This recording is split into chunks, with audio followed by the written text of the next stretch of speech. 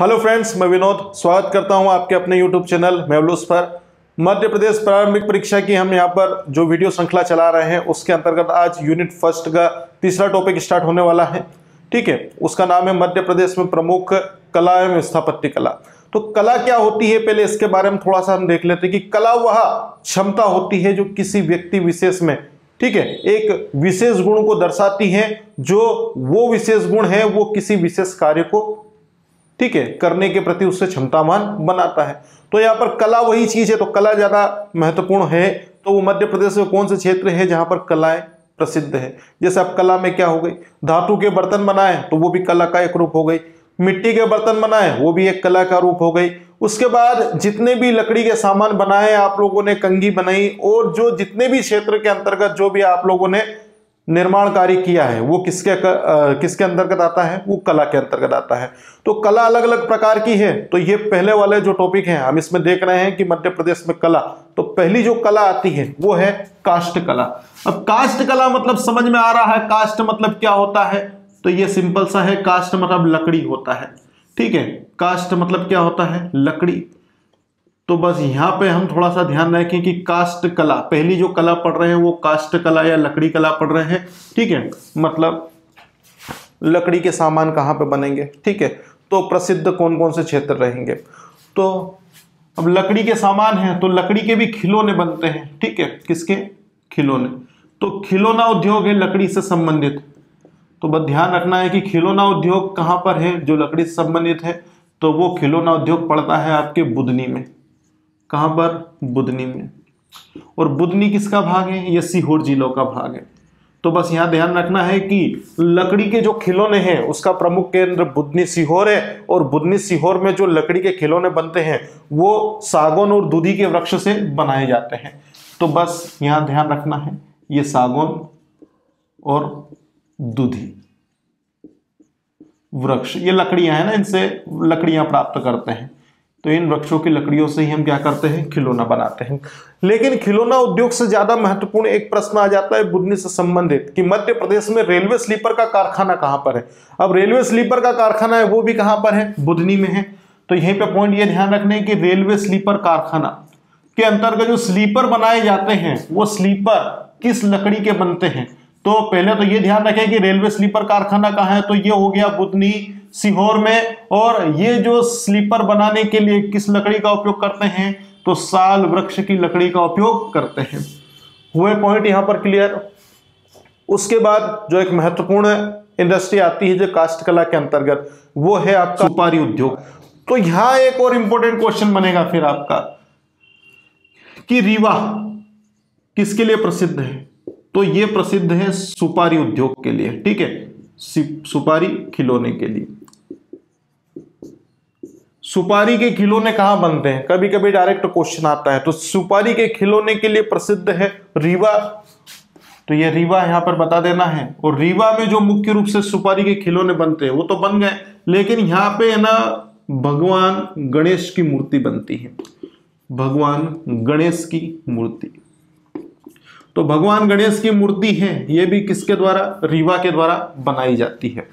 अब इसमें कंफ्यूज नहीं होता है कि सर सुपारी तो छोटी सी होती है। हाँ भैया, ये क्या है, ये कला है, और कला के अंदर क्या होता है, उन छोटी वस्तुओं के ऊपर ही क्या होता है, चीजों को या फिर किसी आकृति को उकेर दिया जाता है।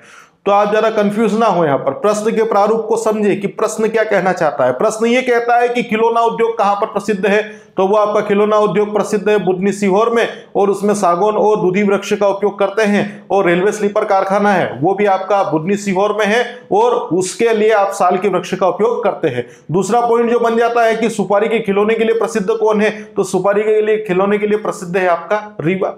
ठीक है, अब उसके बाद जो तीसरा जो केंद्र आता है काष्ठ कला से संबंधित, ये आता है आपका पंचमढ़ी।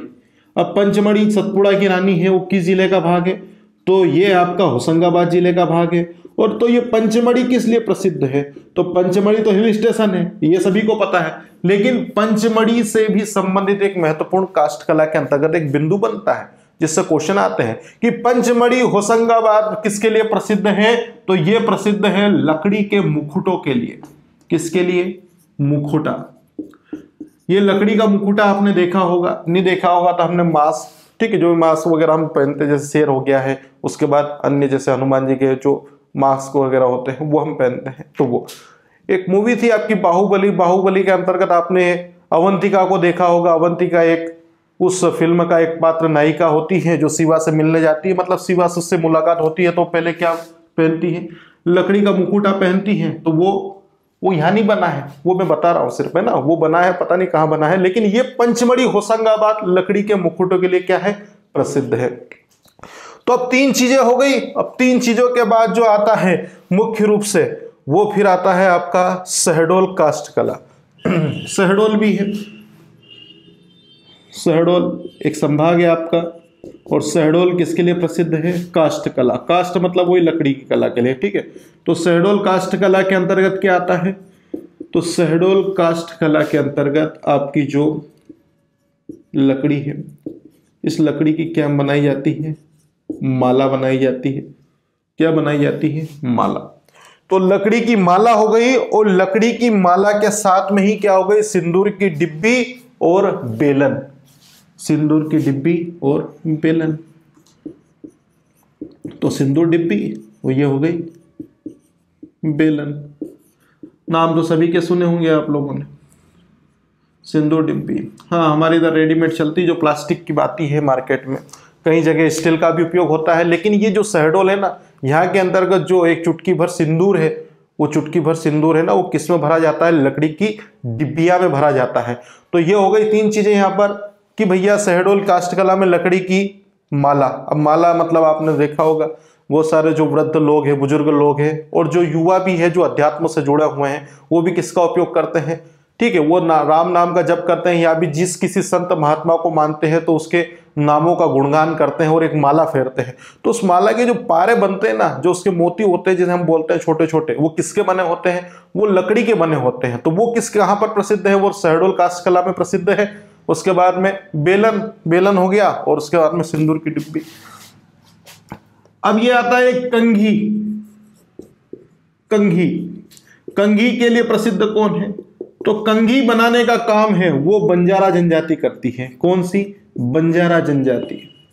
तो बस इंपॉर्टेंट पॉइंट है, ये ध्यान रखना है कि बंजारा जनजाति के द्वारा कौन सा काम किया जाता है, तो बंजारा जनजाति के द्वारा कंघी से संबंधित कार्य। क्योंकि हम देखते हैं कि कंघी जो निर्माण है वो सबसे पहले किसने किया था, बताया जाता है कि बंजारा जनजाति के द्वारा ही सबसे पहले ये कंघी का उपयोग या फिर निर्माण किया गया था।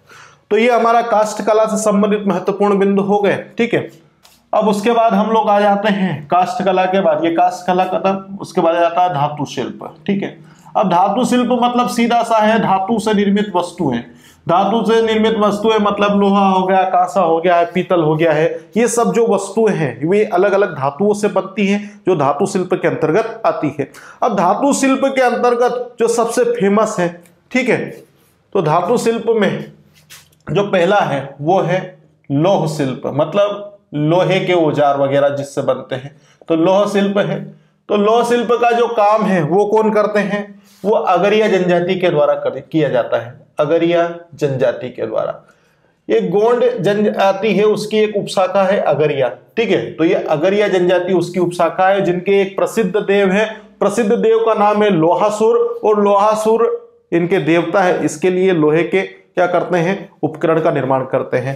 तो लौह शिल्प संबंधी जनजाति अगरिया जनजाति हो गई। और लौह शिल्प से संबंधित कार्य अगर पूछ लेता है तो क्या कार्य करते हैं, तो क्या करते हैं, ये कुल्हाड़ी बनाते हैं। उसके बाद दराते, दराते आप जो कृषि से संबंधित लोग हैं उन्हें अच्छे से पता है। कुल्हाड़ी हो गया है, दराते हो गए हैं, और अन्य प्रकार की जो सामान्य है या अन्य वस्तुएं हैं किससे, लोहे से बनी हुई,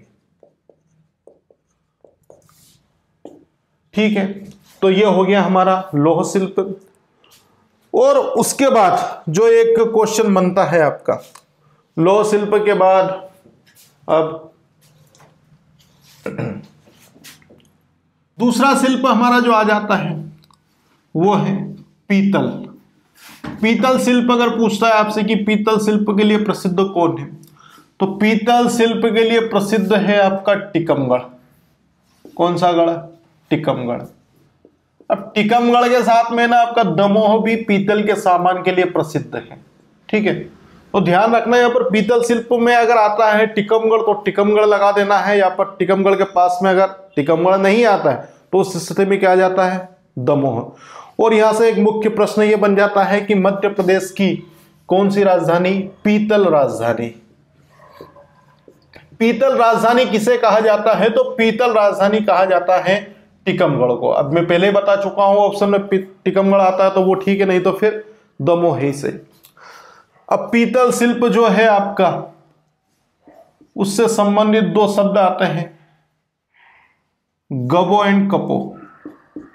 गबो और कपो, ये जो दो शब्द हैं पीतल शिल्प से संबंधित हैं। और क्वेश्चन आ जाता है कि गबो और कपो का संबंध किससे है, तो गबो और कपो शब्द का संबंध पीतल से है। ये क्या होता है, गबो जो होता है, ठीक है, तो ये आपका एक तरीके का जो सामान्य रूप है, ठीक है, मतलब एक सामान्य, समझ रहे हैं आप लोग, सामान्य मतलब एक कुछ भी जिसमें किसी प्रकार की कोई अलग से डिजाइनिंग वगैरह नहीं की जाती है, वो गबो रूप है। और कपो जो है, ठीक है, वो है उसमें क्या होता है, एक अलग अलग प्रकार की संरचनाओं को ढाल दिया जाता है। तो गबो और कपो हो गया। तो ये शब्द तो ठीक है, कभी आए या नहीं आए, लेकिन ये प्रसिद्ध है यहाँ पर पीतल के सामान के लिए जो आपका है। और ये जो है कृष्ण की मूर्ति, राधा कृष्ण मूर्ति, ठीक है, राधा और कृष्ण की जो मूर्ति है वो जो टीकमगढ़ में बनती है वो क्या है, विश्व प्रसिद्ध है। पूरे विश्व में इसकी मांग है, किसकी, ये राधा कृष्ण मूर्ति। अब कंफ्यूज नहीं होना है, राधा कृष्ण मूर्ति है पीतल शिल्प के लिए। सुपारी के लिए खिलौने बनाए हैं वो आपके भगवान गणेश की मूर्ति है, ठीक है, वो उसके अंतर्गत आता है। अब तीसरा पॉइंट ये है, गबो और कपो हो गया है, टीकमगढ़ दमोह, ठीक है, ये पीतल राजधानी हो गया है। अब तीसरा जो शिल्प आता है हमारा, वो तीसरा जो शिल्प है वो आता है आपका उचेहरा में। कहां पर है, उचेहरा। उचेहरा ये कहां आता है, उचेहरा ये एक प्रसिद्ध स्थल है आपका जो सतना जिले में आता है। उचेहरा सतना जिले में आता है। और ये किसके लिए प्रसिद्ध है, ये कांसे के सामान के लिए प्रसिद्ध है या कांसा शिल्प के लिए प्रसिद्ध है। तो उचेहरा सतना जिले में आता है जो कांसा शिल्प के लिए प्रसिद्ध है। अब कांसा शिल्प में क्या बनाते हैं, तो कांसा शिल्प है ना, इस कांसा शिल्प में मुख्य रूप से बटलोही बनाई जाती है। क्या बनाई जाती है, बटलोही। अब बटलोही क्या होती है, तो ये पानी भरने का एक पात्र होता है जो विवाह के समय वधु पक्ष के द्वारा दहेज दिया जाता है उसमें वर पक्ष को, ठीक है, तो वहां पर क्या होता है, एक पात्र दिया जाता है जिसे बटलोही बोलते हैं, ठीक है। तो ये बटलोही है, ठीक है, बिल्कुल एक घड़े के समान ही है लेकिन थोड़ा सा रूप चेंजेस हो जाता है, ठीक है। तो ये आपकी बटलोही हो गए। अब उसके बाद एक प्रसिद्ध स्थल है आपका, इसका नाम है चिचली। क्या नाम है, चिचली। चिचली ये जो है आपका वो नरसिंहपुर जिले में है, नरसिंहपुर जिले में है। किस जिले में, नरसिंहपुर जिले में। अब नरसिंहपुर का नाम इसलिए पड़ा क्योंकि यहाँ पर भगवान नरसिंह का एक प्रसिद्ध मंदिर है। और प्रसिद्ध मंदिर है तो मंदिर में क्या बजाते हैं, घंटे बजाते हैं, और घंटे के साथ में झांझ भी बजते हैं। तो बस ध्यान यही रखना है कि चिचली नरसिंहपुर में है, जो किसके लिए प्रसिद्ध है, ये झांझ जो कथा में बजते हैं आपके, ठीक है, और झांझ जिन्हें झान भी बोलते हैं। और उसके साथ ही क्या, घंटे, घंटे मतलब मंदिर की घंटियां, ये प्रसिद्ध है। कहां पर, ये आपका चिचली नरसिंहपुर में। तो 3 चीजें हो गई, 4 चीजें हो गई, ठीक है। और भी कुछ सामान यहां पर प्रसिद्ध है वो देख लेते हैं हम लोग। एक और है आपका कांस्य कला, ठीक है, कांस्य कला जो है आपका वो प्रसिद्ध है। ये 5वां नंबर का बिंदु है, ये थोड़ा ध्यान रखना है यहाँ पर। कांस्य कला का जो क्षेत्र है वो आपके मंडला में है। कहां पर है, मंडला। और मंडला जो है बर्तन बनते हैं, यहाँ पर क्या बनते हैं, कटोरे हो गए, क्या बन गए, कटोरे हो गए। उसके बाद लोटा, लोटा नाम सुने होगा आपने, लोटा। ये लौटने वाला लोटा नहीं, ये क्या है, पात्र है, लोटा, ठीक है। ग्रामीण क्षेत्र में जब पहले आप देखेंगे तो सुबह सुबह लोगों के हाथ में मिल ही जाता था, क्या, लोटा।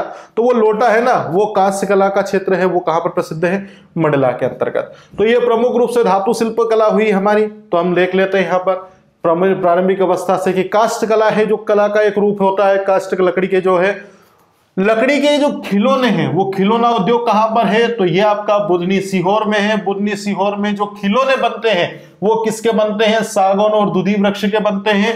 और उसके साथ में मध्य प्रदेश में रेलवे स्लीपर का कारखाना कहां पर है, तो रेलवे स्लीपर का कारखाना आपके पूतनी सीहोर में है, जिसमें स्लीपर बनाने के लिए साल के वृक्ष का उपयोग किया जाता है। ठीक है, साल की लकड़ी का उपयोग करेंगे रेलवे स्लीपर कारखाने में, और खिलौने बनाने के लिए लकड़ी के वो सागौन और दूधी वृक्ष के उपयोग करेंगे।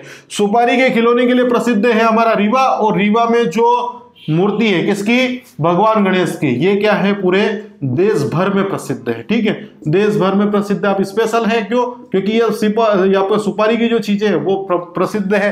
ठीक है, प्रमुख रूप से कहाँ व्यवसाय हो रहा है, कहाँ उत्पादन हो रहा है उसका, ठीक है, तो वो रीवा में है।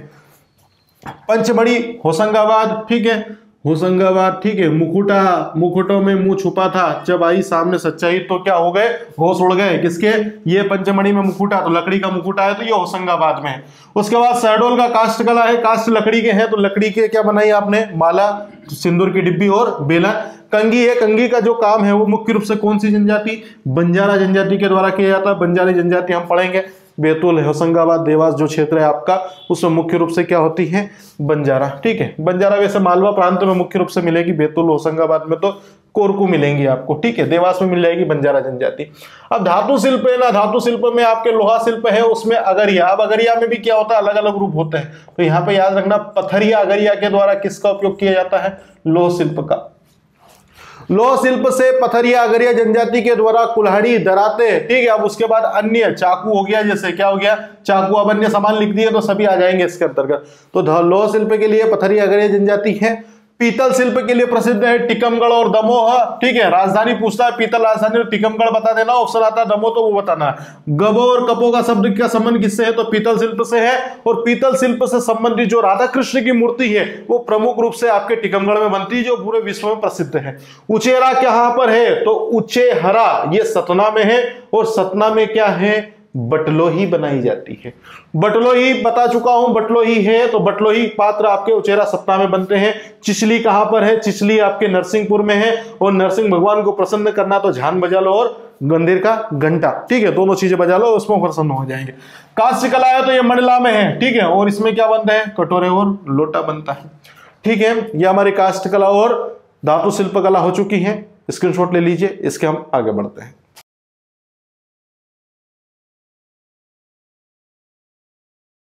काष्ठ कला और धातु कला पढ़ने के बाद अब हम अन्य कलाओं के बारे में बात करते हैं, और उसमें जो एक मुख्य कला आती है हमारी, वो आती है माटी कला। माटी, जिसे हम मिट्टी भी बोलते हैं, तो माटी कला या फिर मिट्टी कला है।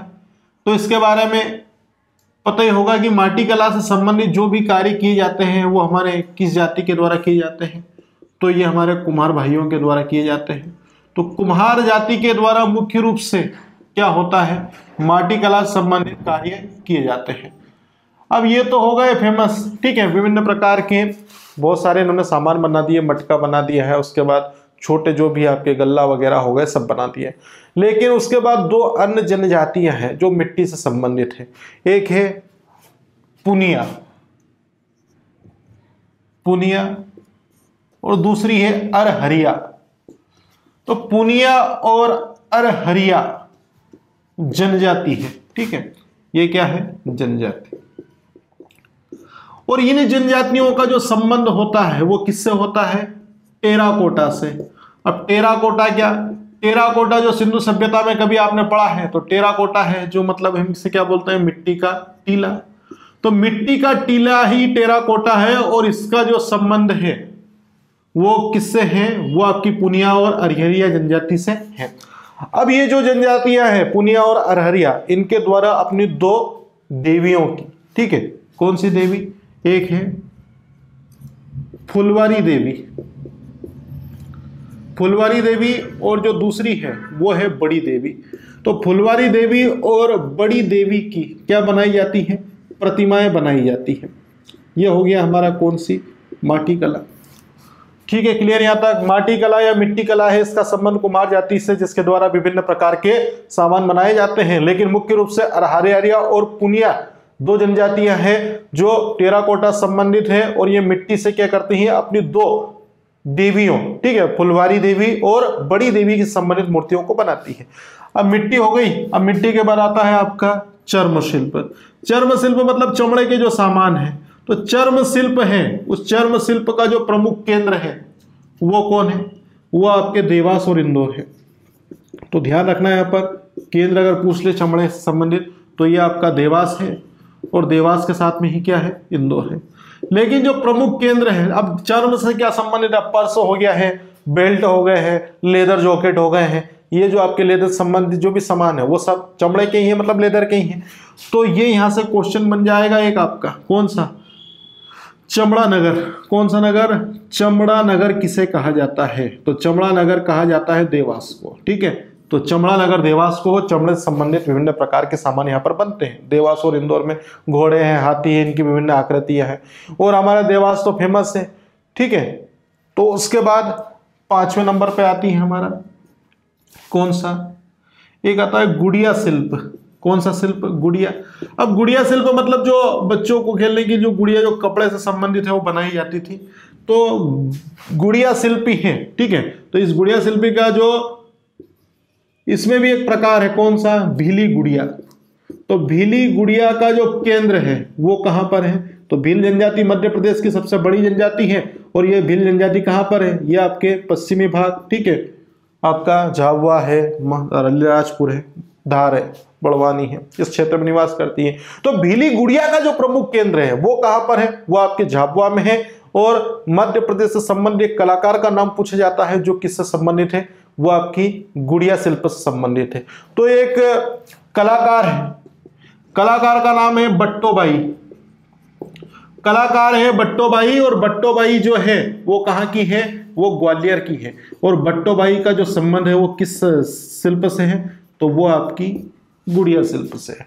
हल्के में नहीं लेना है क्वेश्चन को, क्योंकि ये भूरीबाई से संबंधित क्वेश्चन आता है जिन्हें पद्मश्री भी मिला है कि भूरीबाई का संबंध किससे है? तो वो चित्रकारी से संबंधित है। यहां से क्वेश्चन पूछ लेगा कि बट्टोबाई का संबंध किससे है, फिर तो हो गया काम अपना। ठीक है, तो बट्टोबाई का संबंध गुड़िया शिल्प से है और ये ग्वालियर से संबंधित है। ये 3 चीजें हो गई हमारी। उसके बाद एक आता है हमारा खराद कला।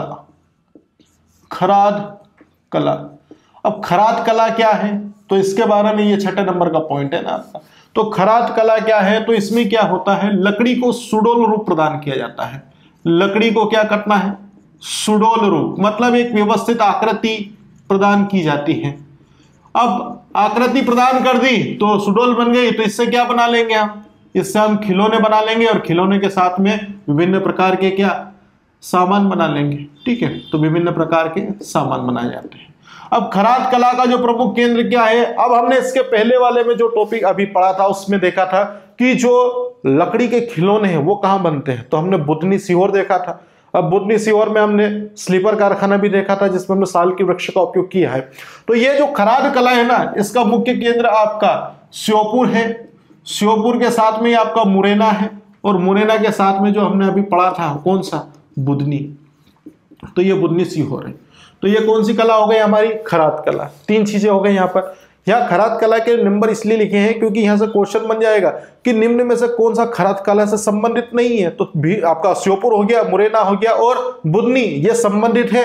और ऑप्शन में अगर आ गया देवास, तो देवास क्या संबंधित है क्या खराद कला से? नहीं, क्योंकि खराद कला से संबंधित ना हो तो वो चर्म शिल्प से संबंधित है, चर्म कला से संबंधित है। अब उसके बाद जो हमारे नेक्स्ट कला आती है वो है आपका बांस शिल्प। अब बांस शिल्प है, ये मध्य प्रदेश में सबसे अधिक मात्रा में जो बांस के वृक्ष पाए जाते हैं। ठीक है, वो कहां पे पाए जाते हैं? बालाघाट में। तो बांस शिल्प का जो केंद्र है वो केंद्र कहाँ है? बालाघाट में है। मतलब सबसे अधिक जो बांस के वृक्ष है वो कहाँ पाए जाते हैं? बालाघाट में ही पाए जाते हैं। तो ये बांस शिल्प हो गया आपका। अब बांस से क्या करा? बांस से हमने विभिन्न प्रकार के जो टोपले हो गई, टोपलियां हो गई, विभिन्न प्रकार की बड़ी जो आपके आकृति की जो सामान है वो हमने इससे बना लिए। बांस शिल्प हो गया। अब फिर मध्य प्रदेश में एक फेमस शिल्प है आपका, कौन सा? प्रस्तर शिल्प। और इस प्रस्तर शिल्प को कहा जाता है पत्थर शिल्प। और पत्थर शिल्प के जो प्रमुख केंद्र है वो फेमस है मध्य प्रदेश में। कौन से? अरे भैया वही घाट जो नर्मदा के पास में बसा हुआ है, भेड़ा घाट। भेड़ा घाट किसके लिए प्रसिद्ध है? पहले भेड़ा घाट प्रसिद्ध तो है किसके लिए? संगमरमर के लिए प्रसिद्ध है, संगमरमर के लिए। और ये संगमरमर है, ये कहां पर है? भेड़ा घाट के जबलपुर में। ठीक है, मतलब भेड़ा घाट कहां पर आता है? जबलपुर। तो प्रस्तर शिल्प में भेड़ा घाट संगमरमर से आप प्राप्त करते हैं और क्या करते हैं, विभिन्न प्रकार की मूर्तियों का निर्माण करते हैं। उसमें भगवान शिव की मूर्तियां विशेष रूप से देखी जाती है, ठीक है, मंदिरों में जिनकी स्थापना की जाती है। उसके बाद इन्हीं पत्थरों से क्या होते हैं, पौराणिक देवताओं की मूर्ति बनाते हैं, ठीक है, पौराणिक देवी और देवता दोनों को ले लीजिए, देवी देवता की मूर्ति। अब ये पौराणिक देवी देवता मतलब हमारे जो भी इष्ट देव है वो, उसके साथ में ही एक स्थान है आपका कारी। अब कारी जो स्थान है ये पड़ता है आपके टिकमगढ़ में। कहां पर है, टिकमगढ़। तो कारी टिकमगढ़ में क्या होता है, बहुरंगी संगमरमर से क्या होते हैं, उपयोग में लाके वस्तुओं का निर्माण करते हैं। तो बहुरंगी संगमरमर बहुरंगी संगमरमर के द्वारा क्या करते हैं, मूर्तियों का निर्माण कर लेते हैं। तो ये कौन सी कला हो गई, प्रस्तर कला। भेड़ाघाट जबलपुर संगमरमर के लिए, पौराणिक मूर्तियों के लिए ग्वालियर और कारी टिकमगढ़ में है। और इसके द्वारा किसका उपयोग, बहुरंगी संगमरमर का उपयोग करते हैं। यह हो गए। उसके बाद एक और कला आती है आपकी लाख शिल्प। लाख शिल्प, अब लाख शिल्प क्या है, तो एक मध्य प्रदेश में जनजाति पाई जाती है, उसका नाम है लखार जनजाति। तो लखार जनजाति के द्वारा कौन सा काम किया जाता है, तो वो आपका लाख शिल्प से संबंधित काम करती है। और ये लाख शिल्प इसका उपयोग किस में करते हैं, इसका उपयोग आभूषण बनाने में और सौंदर्य प्रसाधन, मतलब सजावटी सामान हो गए वो सभी इसमें, तो सौंदर्य प्रसाधन में इसका उपयोग करते हैं। अब लाख शिल्प है आपका, ये कहां पर है, तो ये आपका बहुत फेमस है, आपका उज्जैन में है, उसके साथ में आपके महेश्वर में भी है, उसके साथ में आपका रतलाम में भी है। तो उज्जैन, महेश्वर, रतलाम और अन्य जो क्षेत्र आते हैं वो किससे संबंधित हैं, लाख शिल्प से संबंधित है। तो ये लाख शिल्प हो गया हमारा। लखार जनजाति के द्वारा इसका कार्य किया जाता है, आभूषण सौंदर्य प्रसाधन है, और उज्जैन, महेश्वर, रतलाम इसके प्रमुख केंद्र है। अब जो अन्य कलाएं आती हैं हमारी, वो उसमें हमारी जुड़ जाती है चंदेरी। अब चंदेरी तो पता है किसके लिए फेमस है, चंदेरी पहले कहाँ आता है, तो यह कहा कि अभी भी यहीं आ रहा है, कहां पर, अशोकनगर में। चंदेरी अशोकनगर में है और ये किसके लिए प्रसिद्ध है, साड़ियों के लिए प्रसिद्ध है। और साड़ी जो है इसमें क्या होता है, मोर और बतख की आकृतियों वाली साड़ी यहां पर प्रसिद्ध है। मोर बतख की साड़ियां प्रसिद्ध है यहाँ पर, मतलब इतनी आकृतियों वाली साड़ी यहाँ पर बनाई जाती है, ठीक है। अब विभिन्न प्रकार की साड़ियां बनाई जाती है, लेकिन विशेषता मोर बतख की आकृतियां हैं, ठीक है। चंदेरी यहाँ भारत में नहीं, पूरे विश्व भर में एक ब्रांड के रूप में जाना जाता है, ठीक है। अब चंदेरी के साथ में ही आपका दूसरा जो है वो है आपका महेश्वर। तो महेश्वर जिसे अहिल्या नगरी के नाम से भी हम, ठीक है, अहिल्या की जो द्वितीय राजधानी है आपकी, अहिल्या नगरी तो इंदौर है आपकी। तो महेश्वर किस जिले का भाग है, तो ये खरगोन जिले का भाग है। और ये भी किसके लिए प्रसिद्ध है, महेश्वर, ये भी साड़ियों के लिए प्रसिद्ध है, ठीक है। तो ये साड़ियों के लिए प्रसिद्ध हो गया। अब महेश्वर में जो साड़ी जो उद्योग है, इसको जो स्थापित करने का जो श्रेय है, वो स्थापना का जो श्रेय है वो जाता है वो महारानी अहिल्या देवी होलकर को। तो अहिल्या देवी होलकर, अहिल्याबाई होलकर बोल दो, देवी तो इनका एक नाम है जिन्हें बोला जाता है अहिल्या देवी या फिर अहिल्याबाई होलकर। अब ये जो है महेश्वर की साड़ी, ये किसके लिए प्रसिद्ध है, ये अपने सुंदर पल्लू के लिए प्रसिद्ध है, ठीक है। पल्लू क्या है, साड़ी है, साड़ी का ही एक भाग है, ठीक है। महिलाएं अच्छे से जानती है, पुरुषों को भी जानना चाहिए वैसे पल्लू क्या है, ठीक है। तो महेश्वर है, साड़ियों के लिए प्रसिद्ध है, महारानी अहिल्या देवी होलकर को इसका श्रेय है। और श्रेय के साथ में क्या है, पल्लू के लिए प्रसिद्ध है, ठीक है। उसके बाद क्या है, फिर आता है छिपा शिल्प। छिपा शिल्प क्या है, पहले इसके बारे में हम देख लेते हैं कि छिपा शिल्प क्या है। तो छिपा शिल्प क्या है, कपड़े पर क्या करना, कपड़े पर हाथों से, कपड़े पर हाथों से विभिन्न शिल्प को उकेरना, ठीक है, मतलब विभिन्न प्रकार की डिजाइनों का निर्माण करना, उकेरना। अब छिपा शिल्प है वो कपड़े पर क्या कर रहे हैं, हाथों से विभिन्न शिल्पों को हम उकेर रहे हैं। अब ये जो आपका छिपा शिल्प है ना, ये छिपा शिल्प क्या कर रहा है, ये जो छिपा शिल्प ये प्रसिद्ध है, कहां का, भेरूगढ़, भेरूगढ़ उज्जैन प्रसिद्ध है छिपा शिल्प के लिए। और उसके साथ में ही जो छिपा शिल्प है ना, इसके द्वारा मुख्य रूप से क्या किया जाता है, भील जनजाति के संकेतों को, ठीक है, भील जनजाति के प्रतीकों को, संकेतों को नहीं हम प्रतीक बोल देते हैं, प्रतीकों को उकेरा जाता है। तो यहां पर भील जनजाति के प्रतीकों को उकेरा जाता है छिपा शिल्प में, जिसके कारण क्या आपका बाघ हो गया है, बाघ के साथ में आपका कुक्षी हो गया है, और कुक्षी के साथ में आपका बदनावर हो गया है, और बदनावर के साथ में आपका धार हो गया है। ये किसके लिए प्रसिद्ध है? ये भीली छिपा शिल्प के लिए प्रसिद्ध है, ठीक है। और एक यहां पर और प्रसिद्ध आ जाता है, कौन? बाघ। अब बाघ है, ये बाघ कहां पर है? धार में है, ठीक है। और बाघ के जो प्रिंट प्रसिद्ध है, किसके? बाघ के प्रिंट। अब ये जो बाघ के प्रिंट है, बाघ के प्रिंट, इनका जो पुराना नाम है, ये क्वेश्चन आता है यहां पर कि बाघ के प्रिंट का पुराना नाम बताइए। तो इसका नाम है अली जरीन। क्या नाम है? अली जरीन। बाघ के प्रिंट को क्या कहा जाता है? अली जरीन कहा जाता है। तो ये हो गए, और ये प्रसिद्ध भी है यहाँ पर। तो बदनावर हो गया, धार हो गया है, कुक्षी हो गया है, और कुक्षी के साथ में ही आप लोगों का बाघ प्रिंट प्रसिद्ध है। उसके साथ में एक प्रसिद्ध कलाकार है, इस्माइल सुलेमान खली। इस्माइल सुलेमान खली। इस्माइल सुलेमान खली का संबंध अगर पूछता है तो किससे है? बाघ के प्रिंट से है। और ये कहाँ के निवासी हैं? तो ये आपके कुक्षी के निवासी हैं। कुक्षी के निवासी इस्माइल सुलेमान खली को इसी बाघ प्रिंट या छिपा शिल्प के लिए क्या मिला है? यूनेस्को से एक अवार्ड भी मिला है। अब यूनेस्को क्या है? एक विश्व धरोहर से संबंधित विभिन्न प्रकार की संस्थानों का संरक्षण करती है। तो ये आपका हो गया, क्या हो गया? बाघ शिल्प से संबंधित हो गया। शुरुआत से हम देख लेते हैं एक बार, ये प्रमुख हो गए, उसके बाद भी छोटे मोटे बचते हैं तो हम डिस्ट्रिक्ट पढ़ेंगे, उसमें आ जाएंगे। माटी कला, मिट्टी कला का जो प्रमुख कार्य है वो कुम्हार जाति के द्वारा किया जाता है, ये तो सभी को पता है। लेकिन पुनिया और अरहरिया जनजाति है, वो पुनिया और अरहरिया जनजाति है, वो भी मिट्टी से संबंधित कला का निर्माण करती है। और इनके द्वारा टेराकोटा, मिट्टी के टीले से फुलवारी देवी और बड़ी देवी की प्रतिमाओं का निर्माण किया जाता है। तो फुलवारी देवी और बड़ी देवी का संबंध किससे? पुरिया और अरहरिया जनजाति से है। चर्म शिल्प का प्रमुख केंद्र कौन है? देवास है। देवास को क्या कहा जाता है? चमड़ा नगर। देवास के साथ में इंदौर है। गुड़िया शिल्प है। गुड़िया शिल्प का में भी क्या है? गुड़िया शिल्प में भीली गुड़िया का जो प्रमुख केंद्र है वो झाबुआ है। और गुड़िया शिल्प से संबंधित प्रमुख कलाकार है, इनका नाम है बट्टो देवी। क्या नाम है? बट्टो देवी। और ये कहां से संबंधित है? ग्वालियर से संबंधित है। खरात कला में क्या होता है? ये इंपॉर्टेंट क्वेश्चन आते आता भैया कि खरात कला का संबंध किससे है? किससे है?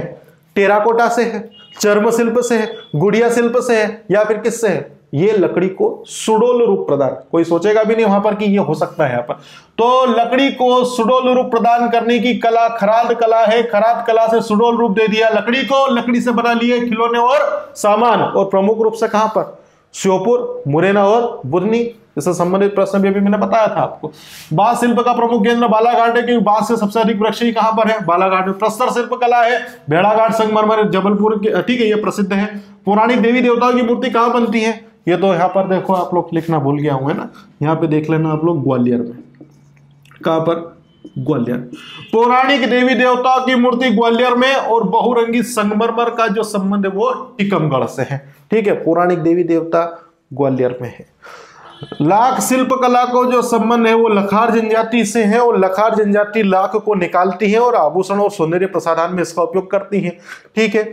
जो आपके विभिन्न प्रकार के जो चूड़े हैं, उसके बाद जो लाख जड़ी रहती है वो लाख का उपयोग करते हैं। उज्जैन, महेश्वर और रतलाम लाख शिल्प के प्रमुख केंद्र है। चंदेरी किसके लिए प्रसिद्ध है? साड़ी के लिए। चंदेरी किस जिले का भाग है? अशोकनगर जिले का भाग है, और बतख की आकृतियों वाली साड़ी यहाँ पर प्रसिद्ध है।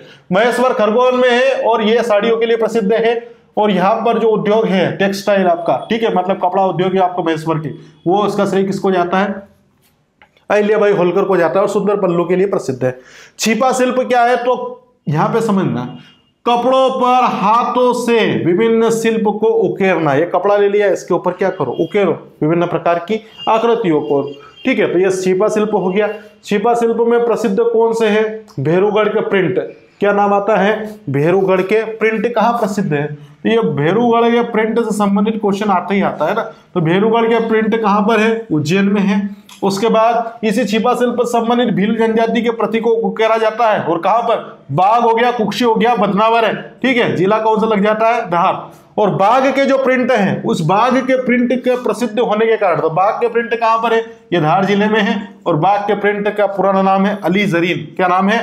अली जरीन का नाम किसका है? बाघ के प्रिंट का पुराना नाम है। और इससे संबंधित कलाकार कौन है या शिल्पकार कौन है? इस्माइल सुलेमान खली, ठीक है। इस्माइल सुलेमान खली है, जो कुक्षी के निवासी है, और कुक्षी के निवासी लेकिन बाघ के प्रिंट से संबंधित कार्य करते हैं, और इनको यूनेस्को अवार्ड मिला है। अब इतनी कला पढ़ने के बाद कंफ्यूजन भी हो रहा होगा, तो कंफ्यूजन को दूर हटाने का सिर्फ एक ही काम है। डिस्कशन बॉक्स में जाइए, आपको एक टेस्ट सीरीज मिलेगी, उसको दीजिए और अपने सारे डाउट्स वगैरह है वो सब क्या कर लीजिए? खत्म कर लीजिए, ठीक है। स्क्रीनशॉट ले लीजिए। इसके साथ ही हम अब शुरू करने वाले हैं मध्य प्रदेश में स्थापत्य कला। अभी हमने जो पढ़ी वो कलाएं पढ़ी हैं, अब आता है हमारा स्थापत्य कला।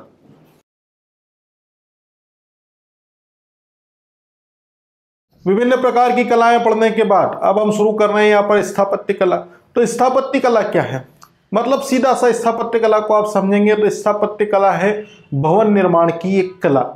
मतलब क्या है? विभिन्न प्रकार की जो इमारतें बनी हैं, मंदिर बने हुए हैं, किले बने हुए हैं, मकबरे बने हुए हैं, तो ये जिन शैलियों में बने हैं ना, उन शैलियों को ही क्या कहा जाता है? स्थापत्य सा, ठीक है। अब ये स्थापत्य जैसे हम पढ़ते हैं, ग्वालियर का किला हुआ, ओरछा का किला, मांडू महल हो गए, चंदेरी का किला हो गया, ये विश्व प्रसिद्ध जो महल है वो मध्य प्रदेश में है।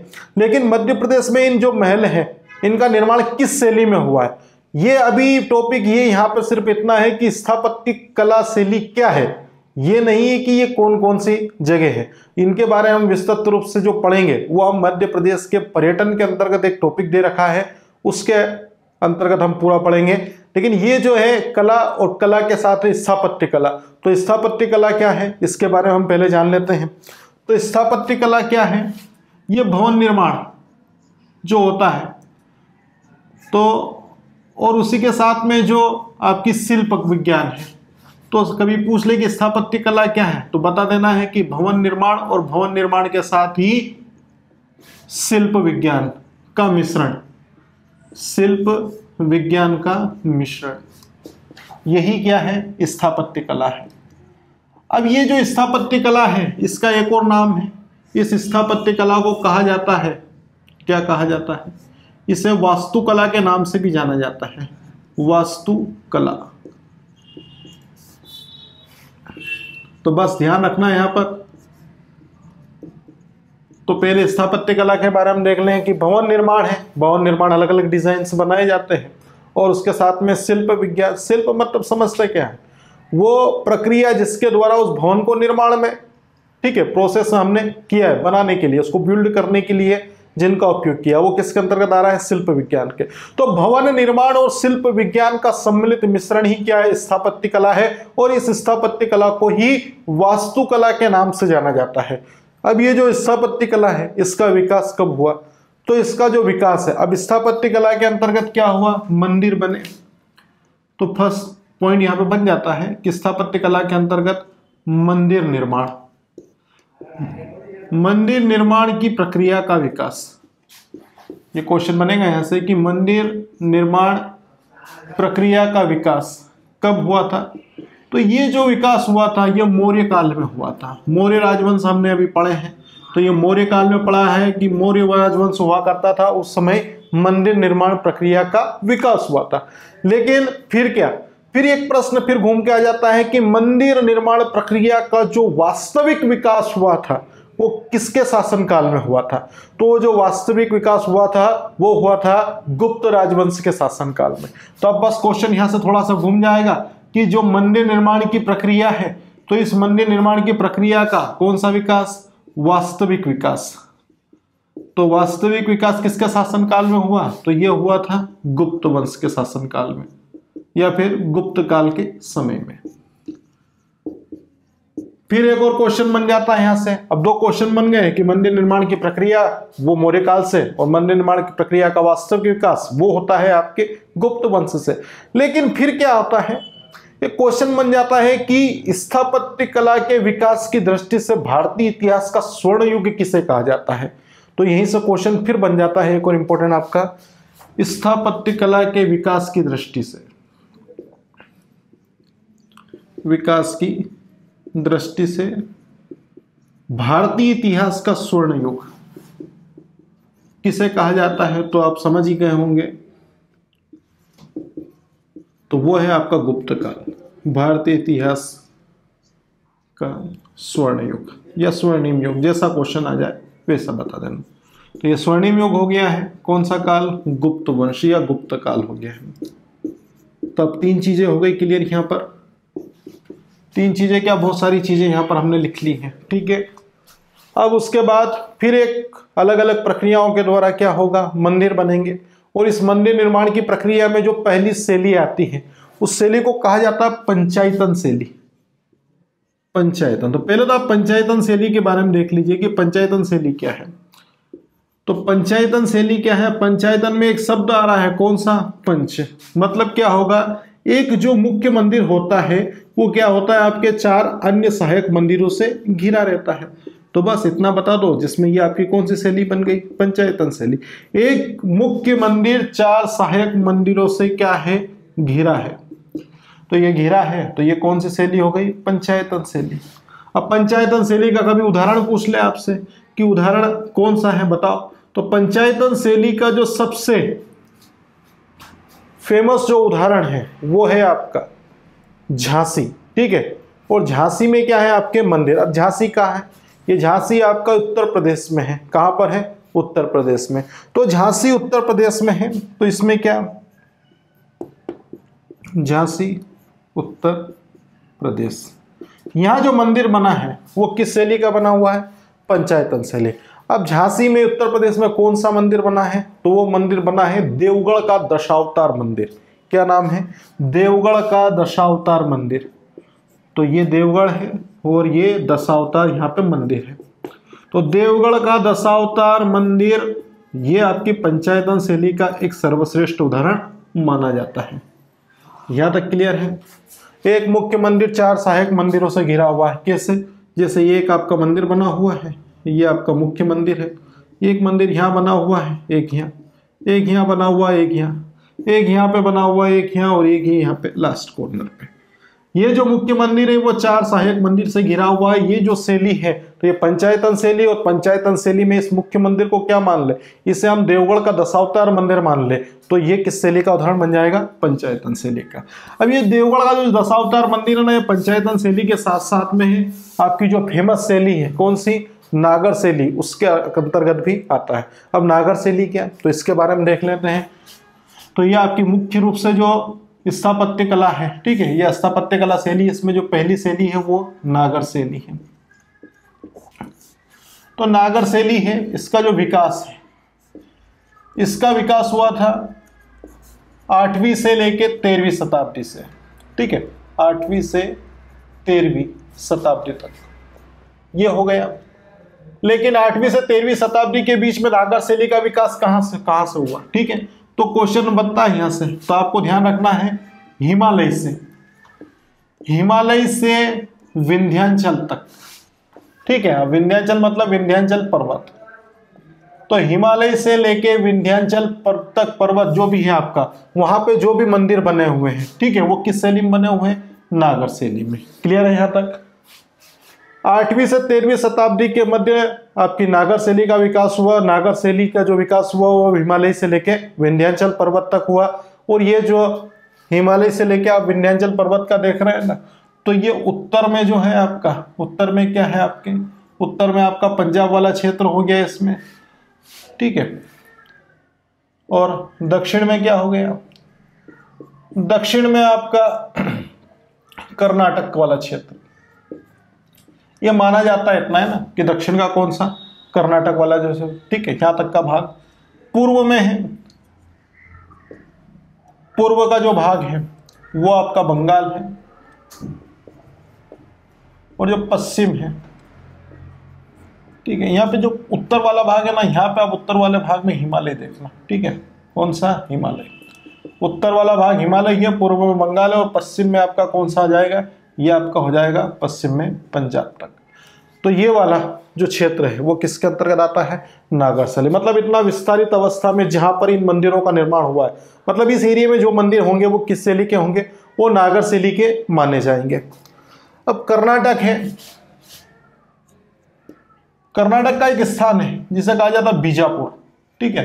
तो कर्नाटक में अगर पूछ लेता है, क्योंकि कर्नाटक से ही क्या हो जाएगा, फिर एक द्रविड़ शैली भी चालू हो जाएगी। तो द्रविड़ शैली में ज्यादा कंफ्यूज नहीं होना है। यहां तक बताया जाता है कि इस शैली का विस्तार यहां तक हुआ है। अभी किसका पढ़ रहे हैं? नागर शैली का। अब नागर शैली के मंदिरों की क्या विशेषता ये देख लेते हैं। तो नागर शैली के जो मंदिर हैं उनकी विशेषताएं अलग अलग हैं। ये जो मंदिर है, तो मंदिर है आपके वो दो भागों में बने हुए हैं। मंदिर के दो भाग हैं। अब दो भाग कौन से मंदिर के? एक जो मंदिर का पहला भाग है उसे गर्भगृह के नाम से जाना जाता है, और दूसरा जो होता है वो क्या होता है? मंडप।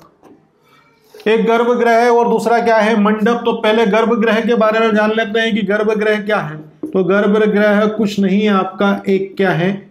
वर्गाकार कक्ष है, वर्गाकार कक्ष है जिसमें आराध्य देव की मूर्ति स्थापित की जाती है। अब ये आराध्य देव कौन? आप आराध्य देव बहुत सारे हो गए आपके। अगर आप शिव को मानते तो शिव हो गए, और विष्णु को मानते हैं तो विष्णु हो गए, जो उनसे भी आराध्य देव है। तो यहाँ पर आराध्य देव की मूर्ति स्थापित की जाती है। अब ये मंडप क्या है? तो ये मंडप क्या है? ये जो गर्भगृह है ना, ये क्या हुआ है? तो ये स्तंभ वाले मंडपों से बनते हैं। स्तंभ मतलब खंबे, समझते हैं ना? आप मंदिर में जाते हैं तो आपको क्या मिलता है? खंबे मिलता है, ठीक है। मंडप मतलब शादी में मंडप होता है, जिसे मांडवा बोलते हैं मालवी भाषा में, ठीक है। मतलब मालवा क्षेत्र में मांडवा बोलते हैं। तो मंडप में क्या है? चार होते हैं आपका, 1 2 3 4 पार्ट होते हैं। वो चार मंडप के ऊपर ही, मतलब चार आपके जो लकड़ी के जो हिस्से उसी के ऊपर पूरा मंडप आपका टिका रहता है। तो उसी प्रकार से क्या ये गर्भगृह और जो पूरा मंदिर है ना, वो क्या होता है? स्तंभ वाले मंडपों से क्या होता है? घिरा रहता है, या फिर उससे बना होता है। तो मंडप स्तंभ वाले जो खंबे होते हैं, ठीक है। यह स्तंभ मतलब खंबे होता है।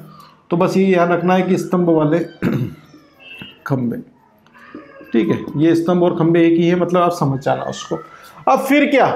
फिर चीजें तो ये हो गई यहाँ पर, लेकिन जो मंदिर है उसके दो भाग हैं। ये दो भाग हो गए, लेकिन मंदिर में क्या होते हैं? और विशेषता है इसके अंतर्गत। अब इसके अंदर विशेषता क्या? इसमें अलग अलग कक्ष होते हैं। क्या होते हैं? कक्ष। अब कक्ष में जो पहला है वो तो गर्भगृह हो गया, ठीक है। मंदिर का भाग भी है और कक्ष भी है। तो गर्भगृह, उसके साथ में ही क्या? जगमोहन, ये दूसरा भाग हो गया इसका। और इसके साथ में ही क्या? नाट्य मंदिर या नाट्य कक्ष भी जिसे बोलेंगे। और उसके साथ में ही भोग मंदिर या फिर भोग कक्ष। मतलब क्या होता है? ये जो मंदिर है ना, इस मंदिर के अंदर भी क्या होते हैं? अलग अलग पार्ट्स में कक्ष बने होते हैं, उसमें मंदिर आकार संरचना होती है। अब उसको बोल दिया आपने गर्भगृह, ठीक है। तो गर्भगृह तो ये मंदिर का एक भाग भी हो गया था, लेकिन इसमें एक कक्ष भी हो गया है। जगमोहन और नाट्य और आपका भोग। अगर पूछ ले कि नागर शैली में कितने कक्ष है, तो ये 4 कक्ष हो गए।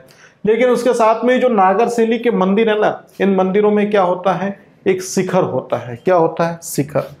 तो बस यहाँ पे ध्यान रखना है कि ये वाला जो गर्भगृह है, गर्भगृह पे क्या होता है? एक रेखीय शिखर होता है। मतलब एक रेखानुमा क्या होता है? शिखर। शिखर मतलब मंदिर का सबसे ऊंचा वाला भाग। अब एक रेखीय शिखर हुआ, और फिर क्या? शिखर का जो महत्वपूर्ण भाग होता है उसे क्या कहते हैं? उसे आमलक कहते हैं। आमलक मंदिर का भाग है गर्भगृह। गर्भगृह के ऊपर एक रेखीय शिखर है, उस एक रेखीय शिखर के अंतर्गत जो सबसे महत्वपूर्ण भाग है वो क्या है? आमलक है। और उसके साथ में ही जो आपका जो मंदिर है, वो मंदिर क्या होता है? ऊंचे चबूतरे पर होता है। तो मंदिर ऊंचे चबूतरे पर बना है। ऊंचा चबूतरा क्या मतलब? एक ऊंचा स्थान है, चबूतरे पर बना है, जिसे क्या कहते हैं? जिसे जगाती कहा जाता है। जगाती। अब हमें हमारे क्षेत्र के हिसाब से नहीं पढ़ना है, ठीक है। ये आपका इतिहास है, तो इतिहास में जो शब्द दिए हैं उसके अकॉर्डिंग हमें पढ़ना है। गर्भगृह हुआ, गर्भगृह के ऊपर एक रेखीय शिखर होगा। एक रेखीय शिखर के सबसे महत्वपूर्ण भाग को क्या कहेंगे? आमलक कहेंगे। और उसके साथ में जो मंदिर ऊंचे चबूतरे पर होगा उस ऊंचे चबूतरे को कहा जाता है जगाती। अब कुछ उदाहरण मैंने यहाँ पे लिखवाए हैं, ठीक है, जैसे नागर शैली है, और क्वेश्चन पूछ ले आपके कि नागर शैली के उदाहरण बताओ कि कौन कौन से मंदिर बने हुए हैं। तो नागर शैली में ही क्या आती है? पंचायतन शैली का एक रूप माना जाता है। और ये जो नागर शैली है इसी का एक मंदिर हमने कौन सा देखा? देवगढ़ का दशावतार मंदिर जो झांसी उत्तर प्रदेश में है। उसके साथ में ही और मंदिर है यहाँ पर, ठीक है। तो ये किस शैली के उदाहरण है आपके? नागर शैली के। नागर शैली के जो उदाहरण है, अब जगह मेरे पास कम है, खासी कंजेस्टेड जगह है, फिर भी मैं एडजस्ट कर रहा हूँ यहाँ से। आप लोग यहाँ पे थोड़ा ध्यान से देखना क्योंकि ये टॉपिक खत्म होने ही वाला है, मतलब नागर शैली। उसके बाद भीतरी ईंट मंदिर। अब ये भीतरी ईंट मंदिर कहाँ पर है? तो ये आपका कानपुर में है। कहाँ पर? कानपुर। अब कानपुर कहाँ है? तो ये उत्तर प्रदेश में है। तो भीतरी ईंट मंदिर जो कानपुर में है वो भी किस शैली में बने हुए हैं? नागर शैली में। और उसके साथ में सबसे फेमस मंदिर भुवनेश्वर का। कहाँ का? भुवनेश्वर। अब भुवनेश्वर कहाँ है? उड़ीसा में। तो भुवनेश्वर का लिंगराज मंदिर या लिंग मंदिर, तो भुवनेश्वर का लिंगराज मंदिर। ये तीनों के तीनों उदाहरण है वो किस शैली के हैं? ये आपकी नागर शैली के हैं। तो नागर शैली आई समझ में? नहीं आई है ना। तो अब देखना है हमें क्या शैली हमने पढ़ी और उसको समझना है। तो पहली जो शैली आती है हमारी, फिर शैली पढ़ने से पहले स्थापत्य कला के बारे में मानते हैं। जो भी आप भवन का निर्माण करते हो तो भवन निर्माण और उसमें भवन निर्माण के साथ में जो भी तकनीकों का उपयोग आप करेंगे तो उन दोनों का जो मिश्रण होगा वही क्या होगा? स्थापत्य कला। भवन निर्माण और स्थापत्य जो भी आपका है, ठीक है, भवन निर्माण या शिल्प विज्ञान का सम्मिलित मिश्रण स्थापत्य है। और स्थापत्य को वास्तुकला के नाम से भी जाना जाता है। इसका स्थापत्य कला का नाम वास्तुकला। अब मंदिर निर्माण की प्रक्रिया का विकास किसके शासनकाल में? मौर्य काल के शासनकाल में हुआ। लेकिन मंदिर निर्माण की प्रक्रिया का वास्तविक विकास किसके शासनकाल में हुआ? तो वो गुप्त वंश के शासनकाल में हुआ। और इसके कारण ही भारतीय इतिहास का स्वर्णिम युग स्थापत्य कला की दृष्टि से, पॉइंट आ रहा समझ में, कि स्थापत्य कला की दृष्टि से भारतीय इतिहास का स्वर्णिम युग किस वंश के शासकों को कहा जाता है या किसके शासनकाल को कहा जाता है? तो गुप्त वंश के शासनकाल को ही भारतीय इतिहास का स्वर्णिम युग कहा जाता है। मंदिर निर्माण की विभिन्न शैलियों में पंचायतन शैली है, एक मुख्य मंदिर है और मुख्य मंदिर क्या है? 4 सहायक मंदिरों से घिरा हुआ है और यह पंचायतन शैली हो गई, अभी बताया भी था मैंने। तो यह याद रखना है कि देवगढ़ का दशावतार मंदिर यह पंचायतन शैली से बना हुआ है और झांसी उत्तर प्रदेश में है। अब उसके बाद जो पहली शैली आती है हमारी वो आती है नागर शैली। अब नागर शैली का विकास कौन किस सदी में? 8 से लेके 13वीं सदी तक, ठीक, मतलब 8वीं से लेके 13वीं शताब्दी तक इसका विकास हुआ है। ये जो मंदिर है कहां से कहां तक का? हिमालय से विंध्याचल पर्वत, ठीक है। यहाँ पे देख लो, थोड़ा समझ में आ जाएगा कि अलग अलग मंदिर शैलियों का अलग अलग भाग बनेगा। ये वाला जो क्षेत्र है आपका, ये कौन सा पर्वत है? विंध्याचल पर्वत, हिमालय पर्वत है। तो ये आपका हिमालय हुआ। तो हिमालय मतलब उत्तरी भारत वाला जो भाग है, हिमालय से लेके ये मध्यांचल क्षेत्र तक कौन सा पर्वत है? ये आपका कौन सा? ये विंध्याचल पर्वत है। तो यहाँ पे जो भाग है आपका, मतलब इसके नीचे आपके एमपी के भी अधिकांश मंदिर है ना, वो किस शैली के भाग के बने होंगे? वो आपकी नागर शैली के ही बनेंगे। तो हिमालय पर्वत से लेके विंध्याचल पर्वत तक नागर शैली का विकास हुआ है। और उत्तर में, कहां से? उत्तर में। उत्तर में कहा? अब उत्तर में तो ये मैंने बोल दिया, यहाँ पर उत्तर में कौन सा?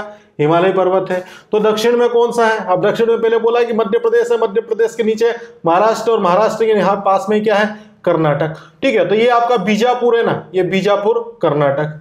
तो ये बीजापुर कर्नाटक का तक इस शैली का विकास है, ठीक है। क्योंकि नागर शैली ना, इस नागर शैली से ही और एक आपकी द्रविड़ शैली से ही, इन दोनों का मिश्रण करके एक नई शैली बनेगी, बेसर शैली।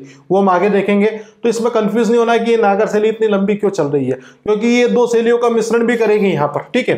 तो ये हिमालय में उत्तर और यहाँ पर दक्षिण में बीजापुर कर्नाटक। ये आपका पूर्व में, तो ये पूर्व का आपका बंगाल, तो ये पूर्व का बंगाल क्षेत्र। और ये पश्चिम में कौन सा? पंजाब, ठीक है। ये पंजाब हो गया आपका। तो ये वाला जो पूरा क्षेत्र है ये किस शैली का बना हुआ है? ये नागर शैली का बना हुआ है। अब विशेषता क्या है? मंदिर के कितने भाग हैं? 2 भाग है। 2 भाग में पहला कौन सा है? गर्भगृह और दूसरा कौन सा है? मंडप है, ठीक है।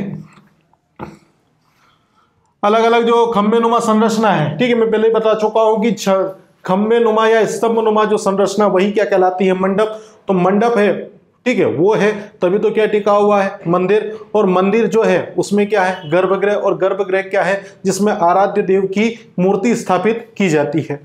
तो ये हुआ आपका वर्गाकार कक्ष, जिसमें आराध्य देव की हमने क्या स्थापित कर दी, मूर्ति। तो ये गर्भगृह मान लिया।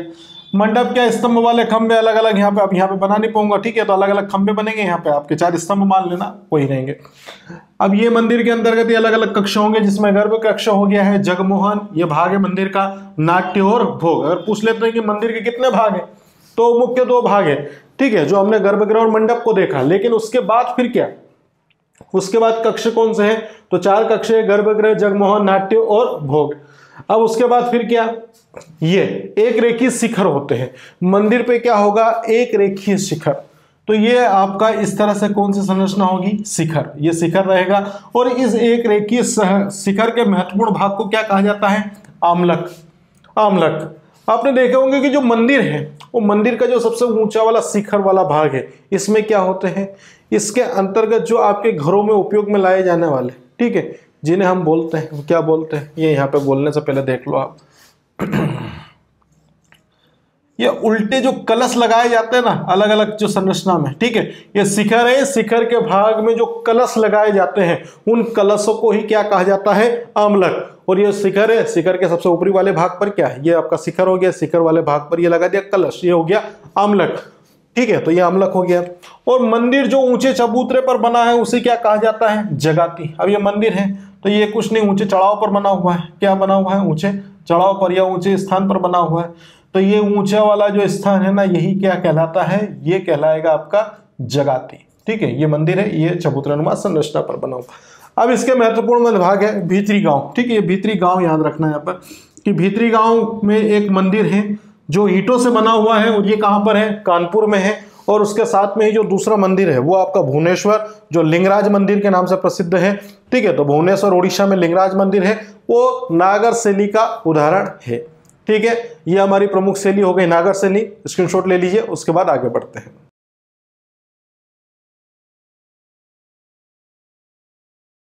नागर शैली और उसके साथ में पंचायतन शैली हम पढ़ चुके हैं। अब सबसे इंपॉर्टेंट तो सारी शैलियां हैं, ठीक है। ये आपकी आती है द्रविड़ शैली। द्रविड़ शैली है तो ये द्रविड़ शैली ना दक्षिण भारत से संबंधित है, तो ध्यान रखना है द्रविड़ शैली है, ये किससे संबंधित है, ये आपके दक्षिण भारत से संबंधित है। और दक्षिण भारत में जो है इसका एक क्षेत्र है, तो कहां से कहां तक, अभी हमने पढ़ा था कि हिमालय से लेके विंध्याचल पर्वत तक, वो हमने नागर शैली पढ़ी थी। अब उसके बाद ये जो आपकी शैली है द्रविड़ शैली, ये आपकी कृष्णा नदी है ना, ये कृष्णा नदी जो आपके हैं, तो कृष्णा नदी से लेके कृष्णा नदी से कन्याकुमारी तक। अब कन्याकुमारी का ये भारत का आखिरी छोर है, आपका तमिलनाडु में आता है, ठीक है। तो कृष्णा से लेके या कृष्णा नदी से लेके कन्याकुमारी तक जो है, जो मंदिर बने हुए हैं वो किस शैली में बने हुए हैं, द्रविड़ शैली में बने हुए हैं, ठीक है। अब द्रविड़ शैली का विकास कब हुआ, तो यह बता देना है कि जो द्रविड़ शैली है इसका जो विकास है वो पल्लव वंश के शासकों के शासनकाल में हुआ था। तो पल्लव वंश आपके दक्षिण भारत का एक वंश है, तो पल्लव वंश के शासनकाल में द्रविड़ शैली का विकास हुआ और अपने शीर्ष के ऊपर, ठीक है, मतलब शीर्ष विकासात्मक प्रक्रियाओं में जब पहुंची तो उस समय कौन था दक्षिण भारत में, तो ये यहाँ पे ध्यान रखना है, ये विकास हो गया और ये अपने शीर्ष पे पहुंची। कहाँ पे पहुंची, शीर्ष, या फिर आप लोग शिखर पे पहुंची। कहाँ पे पहुंची, शिखर पर। शिखर पर इसको पहुंचाने का काम किया था चोल वंश ने। अब चोल वंश तक ने किया, लेकिन उसके बाद फिर क्या हुआ, अवसान हुआ। अवसान मतलब क्या हुआ, विघटन की प्रक्रिया। और विघटन की प्रक्रिया जो चोल काल है वो तो चला गया, ठीक है, लेकिन उसके बाद जो विघटन है वो किया था द्रविड़ शैली का। तो ये विघटन के जो हास्यमान तत्व देखने को मिलते हैं ये किया था विजयनगर साम्राज्य के शासनकाल में। विजयनगर साम्राज्य ये आएगा आपका, ठीक है, संगम वंश आएगा, ठीक है। विजयनगर यहाँ पर आप इसको देखें तो आप शॉर्ट में यहाँ पे संगम वंश भी लिख लेना है, क्योंकि ये संगम वंश था, दक्षिण भारत का एक महत्वपूर्ण है और इसको हम आगे देखते हैं। तो द्रविड़ शैली हुआ यहाँ तक, कृष्णा से लेके कन्याकुमारी तक का क्षेत्र। अगर इसका विकास पूछ ले कि कहाँ से कहाँ तक हुआ था, तो इसका विकास भी वही आपका 8वीं शताब्दी से हुआ था। और 8वीं शताब्दी से कहाँ तक चलेगा, ये 8वीं से लेकर 18वीं शताब्दी तक इसके निर्माण कार्य दक्षिण भारत में चलते रहे ना, ये ध्यान रखना है यहाँ पर। क्योंकि मैंने एक चीज बताई थी अभी कि जब हम लोगों ने पढ़ी थी कौन सी, नागर शैली, तो नागर शैली से एक बेसर शैली का विकास होगा, और ये द्रविड़ शैली से भी किसका विकास होगा, बेसर शैली का। ठीक है, वो हम आगे देखेंगे, इसके आगे आएगा, लेकिन अब मुख्य बिंदु पहले इस पर फोकस कर लेते हैं। ये हुआ, इनका विकास हुआ। फिर द्रविड़ शैली में क्या विशेषता है, तो विशेषता है तभी तो हम पढ़ रहे हैं यहाँ पर। तो ये विशेषता इसकी जो पहली आती है, जो मंदिर है वो कैसे है, बहुमंजिला। ये क्वेश्चन आता है यहाँ पर कि दक्षिण भारत के मंदिर जो है आपके, जो द्रविड़ शैली में बने हुए कैसे हैं, बहुमंजिला है। अब मंदिर बहुमंजिला हो गए, उसके साथ में ही मंदिर के पास में क्या होता था, तालाब हुआ करता था। अब वो तालाब हुआ करता था, ये दक्षिण भारत के मंदिरों की विशेषता है।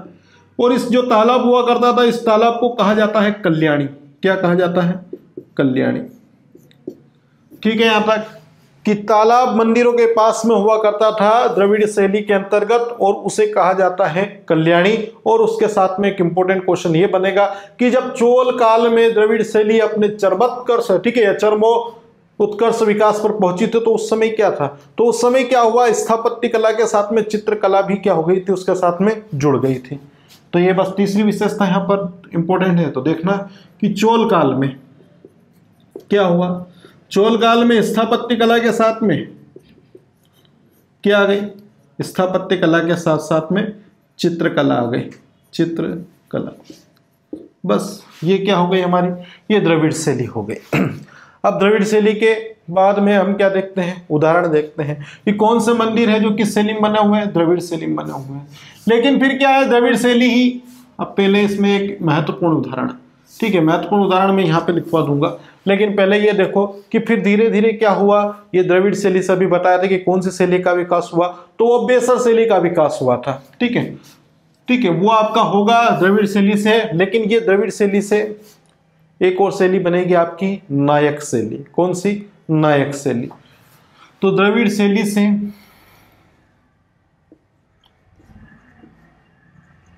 नायक शैली का विकास हुआ।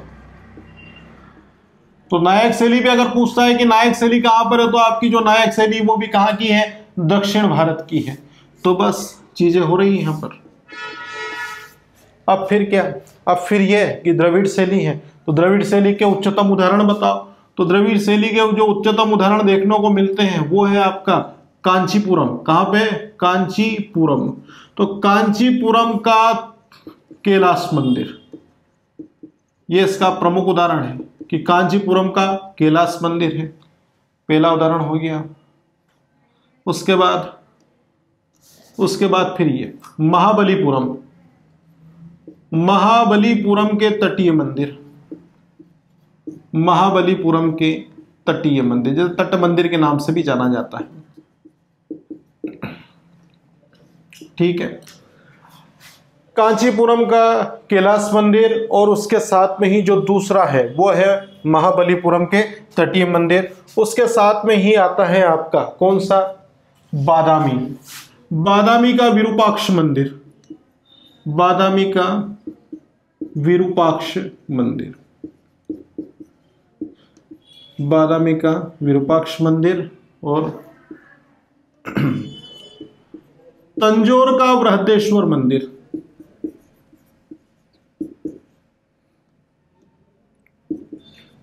तंजौर का बृहदेश्वर मंदिर। ये सब किसके उदाहरण है, ये द्रविड़ शैली के उदाहरण है। फिर उसके साथ में कौन सी आई थी, नायक शैली। तो नायक शैली में भी मंदिर बने हुए हैं, इसमें है मदुरै, ठीक है, यह तमिलनाडु का भाग है, मदुरै का मीनाक्षी मंदिर। अब मदुरै का मीनाक्षी मंदिर है वो किस शैली का उदाहरण है, तो वो नायक शैली का उदाहरण है। और उसी के साथ में ये जो नायक शैली है इसके द्वारा और भी मंदिर बने हैं। तो ये क्या है, श्रीरंगम, एक स्थान है श्रीरंगम, श्रीरंगम का रंगनाथ मंदिर, श्रीरंगम का रंगनाथ मंदिर। और रंगनाथ मंदिर के साथ यहीं पर है आपका रामेश्वर मंदिर। ये दो मंदिर हैं एक ही जगह पर। ये किस शैली में बने हुए हैं, तो ये आपकी नायक शैली में बने हुए हैं। कोई समस्या है क्या, समस्या है तो यहाँ पे हम लोग देख लेंगे। कहाँ से, यहाँ पे देख लेंगे। इसकी जगह मैं यहाँ पे काम में लूँगा क्योंकि बहुत कुछ बचा हुआ है। तो ये हमारी द्रविड़ शैली है। द्रविड़ शैली के बारे में बात करें कि द्रविड़ शैली जो है दक्षिण भारत की शैली है, जो कहाँ से चलती है, कृष्णा से लेके कन्याकुमारी तक। ठीक है, ये वाला आपका भारत का जो मैप है, जैसा भी ये देख लेना आप लोग अपने हिसाब से। यहाँ हिमालय पर्वत बनाया था मैंने, यहाँ पे आपका कौन सा, यहाँ पे विंध्याचल पर्वत देखा था, इनके बीच का जो स्पेस वाला भाग था, ठीक है, इसको छोड़ना है। ये आपका कर्नाटक है, कौन सा भाग है, कर्नाटक। अब ऊपर वाले को भूल जाओ, पहले आप लोग यहाँ पे देख लो, ये कर्नाटक वाला भाग है ना, तो कर्नाटक के पास में कौन सी, कृष्णा नदी। तो कृष्णा नदी से लेके आपका ये दक्षिण भारत का ये वाला जो पार्ट है, ये कौन सा है, कन्याकुमारी। तो ये कन्याकुमारी तक जो मंदिर हैं वो किस शैली के बने हुए हैं, द्रविड़ शैली के बने हुए हैं। तो कृष्णा नदी कर्नाटक से लेके दक्षिण में तमिलनाडु के रामेश्वरम तक जो मंदिर बने हुए हैं, यानी कन्याकुमारी तक बने हुए हैं, वो सबके सबके शैली के हैं, द्रविड़ शैली के हैं। और द्रविड़ शैली का जो विकास है वो 8वीं शताब्दी से लेकर 18वीं शताब्दी तक चला। और द्रविड़ शैली का जो विकास है वो पल्लव वंश के शासकों के द्वारा किया गया है। अब पल्लव वंश के शासकों ने इस शैली का विकास किया, चोल वंश ने चरमोत्कर्ष अवस्था पर पहुंचा दिया द्रविड़ शैली को, और उसके साथ में जो अवसान के जो तत्व देखने को मिलते हैं वो विजयनगर साम्राज्य के संगम वंश में देखने को मिलते हैं। तो अगर क्वेश्चन पूछ लेता है, क्वेश्चन तो पूछेगा ही सही, क्यों कि द्रविड़ शैली किसकी देन है, पल्लव वंश की। द्रविड़ शैली का चरमोत्कर्ष किसने किया, चोल वंश ने। द्रविड़ शैली का अवसान के लिए कौन उत्तरदायी है, तो ये संगम वंश या विजयनगर साम्राज्य है। विशेषता क्या है, मंदिर कैसे है, बहुमंजिला, मतलब एक के बाद एक। ठीक है, ये बहुमंजिला इमारत है, ठीक है, वो उसी के ऊपर मंदिर है आपके, उसके जैसे। मंदिर के पास में क्या होता है, तालाब। ठीक है, अब तालाब बनेगा, उस तालाब को क्या बोला, कल्याणी। तो ये कल्याणी हो गए, और उसके साथ में ही स्थापत्य कला के साथ में यहाँ पे क्या जुड़ गई है, चित्रकला। ये आपके दक्षिण भारत के मंदिर की विशेषता है। ये आपका द्रविड़ शैली ही आगे जाके क्या बनी, नायक शैली का विकास हुआ। ठीक है, तो द्रविड़ शैली से नायक शैली का क्या हुआ, विकास हुआ। तो बस यहाँ पे ये ध्यान रखना है कि ये दक्षिण भारत के अंतर्गत जो मंदिर है, तो आपका कांचीपुरम, तो कांचीपुरम तो कांची से कैलाश है, ठीक है, तो कांचीपुरम का कैलाश मंदिर। महाबलीपुरम में तटीय मंदिर है, बादामी में विरूपाक्ष मंदिर है, और तंजौर का बृहदेश्वर मंदिर है। समझ में, कांचीपुरम में कैलाश मंदिर है, ठीक है, महाबलीपुरम में तटीय मंदिर है, तंजौर में बृहदेश्वर मंदिर है, और लास्ट वाला जो बचता है वो है आप लोगों का बादामी, तो बादामी में विरूपाक्ष मंदिर है। ये द्रविड़ शैली के उदाहरण है। और उसके साथ में नायक शैली है, तो मदुरै का मीनाक्षी मंदिर है, तो मदुरै से सीधा मीनाक्षी याद रखना, मदुरै का मीनाक्षी मंदिर, श्रीरंगम का रंगनाथ मंदिर, और रामेश्वर मंदिर। तो श्रीरंगम में आपका रंगनाथ भी जुड़ गया और रामेश्वर भी जुड़ गया, इसमें कुछ नहीं करना है आपको, ये नायक शैली हो गई आपकी। ठीक है, द्रविड़ शैली के बाद जो अब हमारी शैली आती है वो है हमारी बेसर शैली। अब बेसर शैली के बारे में जब से सुन रहे हो तो बेसर शैली के बारे में अब देख लीजिए आप लोग यहाँ पे कि बेसर शैली क्या है। तो ये बेसर शैली, तो बेसर शैली में क्या विशेषता होगी, तो इसमें ध्यान रखना, इसके पहले हमने जो शैली पढ़ी थी नागर, तो नागर शैली और उसके साथ में ही नागर शैली, और अभी कौन सी पढ़ी हमने, द्रविड़ शैली। तो नागर शैली और द्रविड़ शैली का जो सम्मिलित रूप है वही क्या है, वही आप लोगों की कौन सी शैली है, बेसर शैली है। अब बेसर शैली का जो विकास है, इसमें कोई ज़्यादा जाने की जरूरत नहीं है, और इसका जो विकास हुआ है वो आपका कहाँ से, ये हुआ है आपका विंध्याचल से, विंध्याचल पर्वत से लेके ये हुआ है कृष्णा नदी तक, कृष्णा नदी तक, विंध्याचल से लेके कृष्णा नदी तक, ये किसका विकास हुआ है, ये आपकी बेसर शैली का विकास हुआ। अब बेसर शैली जो है ना, इसके निर्माता, बेसर शैली के जन्मदाता, यहां से क्वेश्चन आएगा ये किसके द्वारा शुरू की गई थी, तो बेसर शैली के जन्मदाता चालुक्यों को कहा जाता है, जन्मदाता ये है आपके चालुक्य। तो चालुक्य बोल दिया। तो अगर क्वेश्चन पूछ ले कि किस शैली को चालुक्य शैली भी कहा जाता है, तो बेसर शैली को ही क्या बोलेंगे, चालुक्य शैली बोलेंगे। अब कोई कंफ्यूजन है क्या, नहीं, ठीक है। अब उसके बाद फिर पॉइंट आगे बढ़ा, और फिर बेसर शैली चालुक्य शैली कहलाई, और इस चालुक्य शैली के अंतर्गत क्या हुए, मंदिर बने। और इसकी एक विशेषता ये है कि जो मंदिर के जो शिखर है, मंदिर के जो शिखर है वो कैसे हैं, वो गोलाकार और अर्धगोलाकार है। या तो वो गोलाकार संरचना में मतलब पूरा गोला, और या फिर क्या है अर्धगोलाकार, आधा वाला वृत्ताकार भाग है। अर्धवृत्ताकार भी बोल दो, अभी अर्धगोलाकार बोल दो, बात एक ही है। ठीक है, ये आपका हिस्सा। इस तरह से मंदिर के निर्माण हुए थे। अब फिर क्या चालुक्यों ने इसका निर्माण करवाया था, इसलिए चालुक्य का जो एक स्थान हुआ करता था वो है आपका ऐहोल। क्या है? ऐहोल। तो ऐहोल कहाँ पर है? तो ये कर्नाटक में है। ऐहोल कर्नाटक में एक मंदिर है जिसे बोला जाता है दुर्गा मंदिर। तो ऐहोल का दुर्गा मंदिर ये किसका उदाहरण है? ये बेसर शैली का उदाहरण है। और इसी चालुक्य शैली या फिर बेसर शैली के जो सर्वाधिक एग्जाम्पल है वो कहाँ मिलते हैं? ऐहोल में। और ऐहोल में लगभग कितने? 70 मंदिर। कितने? 70 मंदिर किस शैली के बने हुए हैं? तो ये आपकी बेसर शैली के बने हुए हैं। अब उसके बाद और भी मंदिर हैं, जैसे ये ऐहोल हुआ। उसके बाद जो आता है आपका एक स्थान है यहाँ पर सट्टदकल। सट्टदकल। अब सट्टदकल का एक मंदिर है जिसे कहा जाता है विरूपाक्ष मंदिर। आप कंफ्यूज नहीं होना, विरूपाक्ष मंदिर अभी भी पढ़ा है हम लोगों ने। ये जो विरूपाक्ष मंदिर पढ़ा है वो बादामी का है। ठीक है, ये बादामी का है विरूपाक्ष मंदिर। और ये कहाँ का है? सट्टदकल का विरूपाक्ष मंदिर है। उसके बाद अब 2 फेमस स्थान हो गए यहाँ पर। और एक और मंदिर हमारा मैसूर। तो मैसूर में है आपका होयलेश्वर मंदिर। होयलेश्वर मंदिर। तो मैसूर का होयलेश्वर मंदिर ये भी किस शैली में बना हुआ है? ये आपकी बेसर शैली या फिर आपकी चालुक्य शैली में बना हुआ है।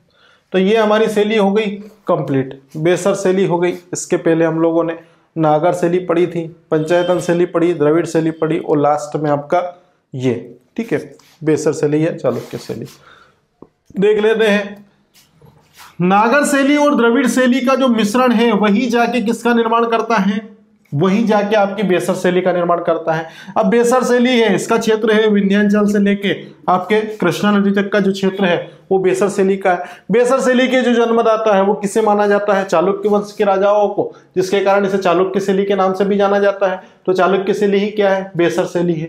अब इसमें एक विशेषता है कि जो मंदिर के शिखर है वो गोलाकार या अर्धवृत्ताकार होते हैं। ठीक है, ये स्पेशलिटी है। अभी हम लोगों ने इसके पहले जो नागर शैली पढ़ी थी उसके जो मंदिर थे वो एक रेखी शिखर हुआ करते थे, और उसके साथ में ही ये जो मंदिर हुआ करते थे इनके ऊपर एक ऊपरी भाग में एक महत्वपूर्ण भाग हुआ करता था जिसे आमलक कहा जाता था, जिसमें हमने कलश रखे हुए थे। ठीक है, तो ऐहोल में है 70 मंदिर जो आपकी बेसर शैली से बने हुए हैं, जो चालुक्य शैली के अंतर्गत आते हैं। तो ऐहोल कर्नाटक में 70 मंदिर में फेमस है एक दुर्गा मंदिर और सट्टदकल का विरूपाक्ष मंदिर। इसके पहले जो मंदिर पड़ा था वो था आपका बादामी का विरूपाक्ष मंदिर, लेकिन यहाँ पर है सट्टदकल का विरूपाक्ष मंदिर और मैसूर का होयलेश्वर मंदिर। ये हमारी विभिन्न शैलियां हैं। ठीक है, अभी भी कंफ्यूजन है क्या? तो यहाँ पे देख लो, फिर लास्ट वाला पॉइंट यहाँ पे एक थोड़ा सा बेसिक हम देख लेते हैं। ये वाला जो भाग है हिमालय, ठीक है, ये हिमालय से लेके विंध्याचल तक, ये वाला जो पर्वत वाला भाग है, हिमालय से लेके विंध्याचल के बीच का जो भाग है ये किस शैली का भाग है? तो ये आपकी नागर शैली के अंतर्गत आता है। किस शैली में? नागर शैली में आता है। नागर शैली के उत्तर में हिमालय हुआ करता था, आपके दक्षिण में है, वो दक्षिण में हमने किसको माना था? कर्नाटक को माना था, मतलब बीजापुर को माना था, लिखवाया था मैंने। उसके बाद ही जो आपका जो पूर्व भाग हुआ करता था वो क्या था? आपका बंगाल हुआ करता था, और उसके साथ ही जो पश्चिम वाला भाग था वो क्या था? पंजाब। मतलब सीधा सा है, ये इतना जो एरिया है ये किस शैली का भाग है? ये आपकी नागर शैली का भाग है। मतलब जितने मंदिर बने वो नागर शैली के हैं। नागर शैली के मंदिर हमने देखे। अब उसके बाद जो हमने द्रविड़ शैली पढ़ी, तो द्रविड़ शैली में हमने पढ़ा था, क्या पढ़ा था कि कृष्णा नदी से लेके कन्याकुमारी तक का जो क्षेत्र है वो किसका भाग है? तो वो आपकी द्रविड़ शैली का भाग है। तो ये आपका कृष्णा से लेके कन्याकुमारी तक ये हो गई द्रविड़ शैली। अब उसके बाद जो लास्ट शैली पढ़ी हमने कौन सी?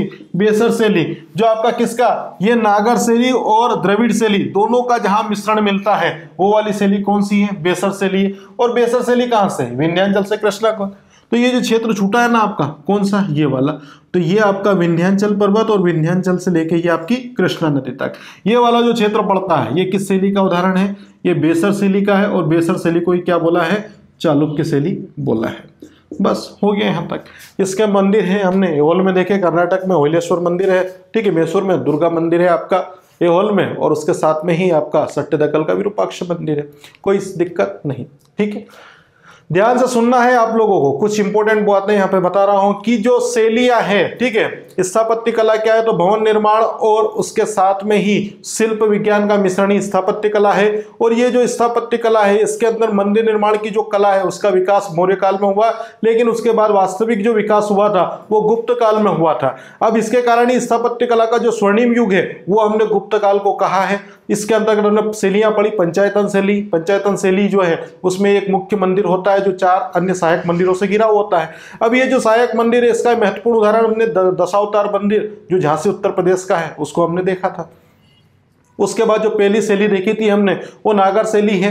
नागर शैली जो है इसका विकास जो मुख्य रूप से हिमालय से लेकर विंध्याचल पर्वत तक होता है, जिसका उत्तर भाग में हिमालय, दक्षिण भाग में आपका बीजापुर कर्नाटक, पश्चिम वाले भाग में पंजाब और पूर्व वाले भाग में पंजाब आपका बंगाल वाला क्षेत्र आता है। ये जो मंदिर हुआ करते थे वो कैसे हुआ करते थे, 2 भागों में बटे हुए थे, जिसमें क्या हुआ करता था, एक भाग जो गर्भगृह कहलाता था और दूसरा क्या कहलाता था, मंडप। मंडप को स्तंभ कहा जाता था। इन स्तंभों के ऊपर एक वर्गाकार या फिर आपका जो आयताकार वाला जो गर्भगृह वो टिका हुआ रहता था। गर्भगृह का है जिसमें आपके मुख्य देवता या आराध्य देव की मूर्ति स्थापित की जाती थी। इन 2 भाग के अतिरिक्त 4 अन्य कक्ष हुआ करते थे। 4 अन्य कक्ष में जो आपका था वो गर्भगृह हुआ करता था, उसके साथ में ही आपके 2 अन्य भाग जो नाट्य भवन वगैरह, ऐसा करके 4 भाग थे। अब उसके बाद विशेषता क्या, अब यही तो विशेषता थी कि ये ऊंचे चबूतरे पर मंदिर बने होते थे जिन्हें जगाती कहा जाता था, और गर्भगृह के ऊपर एक रेखी शिखर हुआ करता था। शिखर के ऊपर सबसे महत्वपूर्ण भाग हुआ करता था, उसे क्या कहा जाता था, उसे आमलक कहा जाता था। और इसके उदाहरण हमने देखे थे भीतरी, ठीक है, भीतरी गांव का ईंट मंदिर जो आपकी कानपुर यूपी में है, और उसके साथ में ही भुवनेश्वर का लिंगराज मंदिर, वो भी आपकी कौन सी शैली का है, वो भी आपकी नागर शैली का है। उसके बाद जो दूसरी शैली हमने स्टार्ट की थी वो आपकी द्रविड़ शैली है। द्रविड़ शैली का जो विस्तार है वो आपकी कृष्णा नदी से लेकर कन्याकुमारी तक हुआ है, और इस शैली के जो मंदिर हैं वो बहुत ही अनुपम रूप से दर्शाए गए हैं, क्योंकि शैली का विकास पल्लव वंश के शासन काल में, विचर्मोत्कर्ष है वो चोल काल में, और अवसान जो अवस्था है वो संगम काल या फिर विजयनगर साम्राज्य में देखने को मिलती है। अब इस शैली में क्या है, बहुमंजिला क्या थे, आपकी मंदिर बने हुआ करते थे, तालाब हुआ करता था जिसे कल्याणी कहा जाता था, और चोल काल में क्या हुआ था, आपका स्थापत्य कला के साथ में चित्रकला का भी अनुपम उदाहरण देखने को मिला। चालुक्य शैली ही आगे जाके क्या बनी, वो नायक शैली में रूप परिवर्तित हो गई। तो चालुक्य शैली के अंतर्गत हमने देखे थे कांचीपुरम का कैलाश मंदिर देखा था, महाबलीपुरम के तटीय मंदिर देखे थे, ठीक है, और उसके साथ में तंजौर का बृहदेश्वर मंदिर देखा था। ये हमारे प्रमुख मंदिर हुआ करते थे। अब नायक शैली हुआ करती थी तो मदुरै का मीनाक्षी मंदिर हुआ करता था, श्रीरंगम का रंगनाथ मंदिर और रामेश्वर मंदिर इसके प्रमुख उदाहरण हुआ करते थे। आखिरी शैली मैंने अभी बताई थी यहाँ पर आपकी कौन सी, बेसर शैली। तो द्रविड़ शैली और नायक शैली दोनों का ही एक अनुपम मिश्रण जो है वो आपकी बेसर शैली है। बेसर शैली का विकास आपके चालुक्यों के द्वारा हुआ था, जिसके कारण से चालुक्य शैली भी कहा जाता था। इसमें जो मंदिर के जो शिखर हुआ करते थे वो गोलाकार या अर्धगोलाकार या वृत्ताकार भाग में हुआ करते थे, ठीक है। और इसके अंतर्गत जो मंदिर बने हैं वो आपके ऐहोल कर्नाटक में बने, वो लगभग 70 मंदिर यहाँ पर देखने को मिले हैं, और इसमें जो प्रमुख मंदिर है वो दुर्गा मंदिर है। अब इसी के साथ में मैसूर का होयलेश्वर मंदिर है और सट्टेदकल का विरूपाक्ष मंदिर है। ये सब के सब हो गए किसके अंतर्गत, ये हमारी संपूर्ण शैलियों के अंतर्गत। तो आज हमने मध्य प्रदेश की प्रारंभिक परीक्षा का यूनिट फर्स्ट का टॉपिक नंबर 3, ठीक है, जिसमें लिखा है मध्य प्रदेश में कला एवं स्थापत्य कला, वो कंप्लीट कर लिया है। अगर वीडियो आपको पसंद आता है तो अब इसे लाइक एंड शेयर करें, चैनल को सब्सक्राइब करें और बेल आइकन को दबाना ना भूलें। इससे आपको नेक्स्ट वीडियो का बिल्कुल अपडेट मिलते जाएंगे, या फिर आपको इंतजार नहीं करना पड़ेगा उसका। और उसके साथ में ही डिस्क्रिप्शन बॉक्स में आपको एक लिंक दी गई है, तो टेस्ट सीरीज देना ना भूलें और अच्छे से आपकी तैयारी करें। मिलते हैं नेक्स्ट वीडियो में, बाय।